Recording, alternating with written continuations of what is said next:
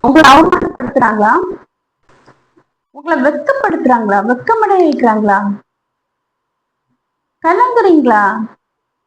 இதுக்கெல்லாம் எதுக்குங்க கலங்கணும்? நம்ம ஆண்டவருடைய ஸ்பெஷல் என்ன தெரியுமா? எந்த இடத்துல அவமானப்படுத்தப்படுறீங்களோ, எந்த இடத்துல வெக்கப்படுத்தப்படுறீங்களோ, அந்த இடத்துல இருந்து அடுத்த இடத்துல கொண்டு தலை நிமிர வைக்க போறது இல்ல. அதே இடத்துலதான் உங்க தலையை நிமிர வச்சு உங்களை அழகு பார்ப்பாரு. கண்டிப்பா நீங்க எந்த இடத்துல தலை குனிஞ்சீங்களோ, எந்த இடத்துல வெக்கப்பட்டு நின்னீங்களோ, அந்த இடத்துல இன்றைய நாள்ல உள்ள உயர செய்து ஆண்டவருடைய மகிமையை விளங்க செய்வார். ஆமே.